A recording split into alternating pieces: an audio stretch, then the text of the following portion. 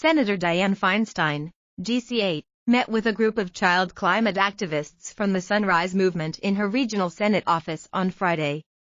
The children were there to hand Feinstein a letter they had written urging her to support the Green New Deal, an aggressive climate change bill spearheaded by Representative Alexandria Ocasio-Cortez, DNY, and Senator Jeff Merkley, DAOR.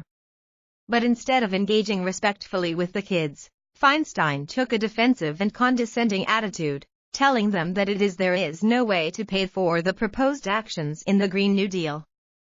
"There's reasons why I can't, 'cause there's no way to pay for it," Feinstein said. "I don't agree with what the resolution says. That's part of it." Feinstein also told the kids that the Green New Deal won't pass because no Republicans have signed on to co-sponsor it. "That resolution will not pass the Republican-controlled Senate, and you can take that back to whoever sent you here," she said, adding, "The key to Green New Deal legislation is to tailor something that you write so that it can pass, and you can get a step ahead. We're asking you to be brave and do this for us and your grandchildren," one activist pleaded. "I've been doing this for 30 years. I know what I've been doing," Feinstein said. "You come in here and say it has to be my way or the highway. I've gotten elected. I just ran. I was elected by almost 1 million vote plurality and I know what I'm doing. Maybe people should listen a little bit." "I hear what you're saying," a teenage activist responded. "But we're the people who voted you. You're supposed to listen to us." "How old are you?" Feinstein asked. "I'm 16, the young woman said in response. "Well, you didn't vote for me," Feinstein said.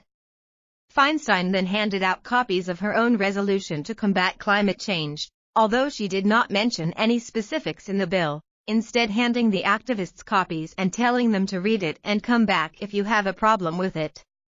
"Any plan that doesn't take transformative action is not what we need," the teen said later in the exchange. "Well, you know better than I do. So I think one day you should run for the United States Senate and then you do it your way."